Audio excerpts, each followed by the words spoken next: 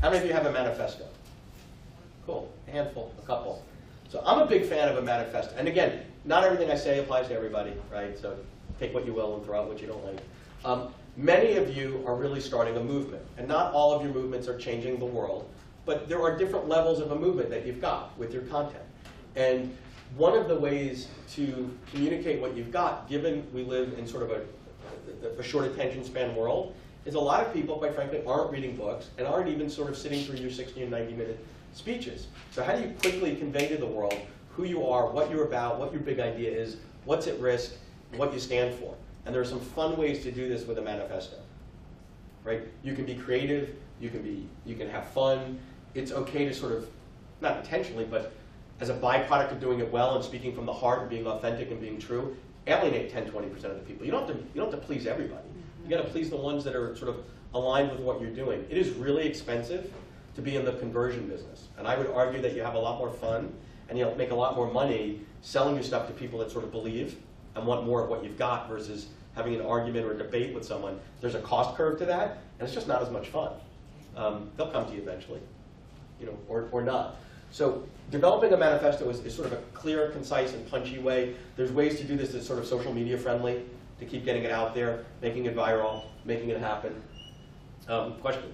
So just to be clear on that expensive part.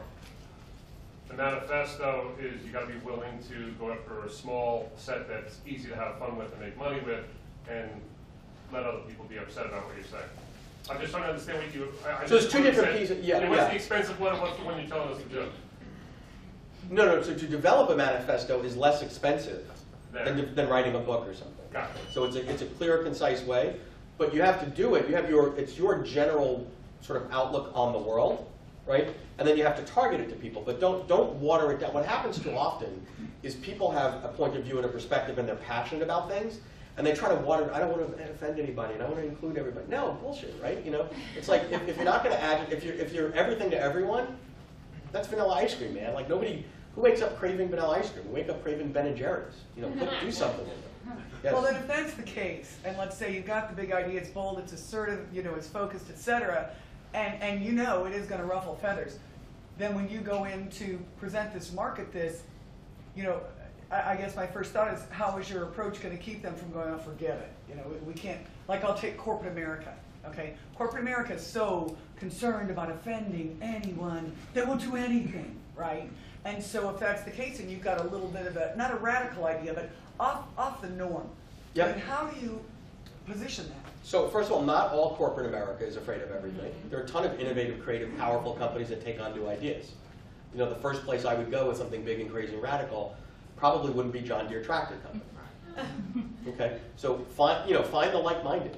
I mean, how many of you, isn't it more fun to talk to clients that get and dig what you're saying? Than how many of you have spoken to actuaries? Except for you, right? Like, you know what I'm talking about. You want to be with your peeps. You want to be with your tribe. Don't try to water it down.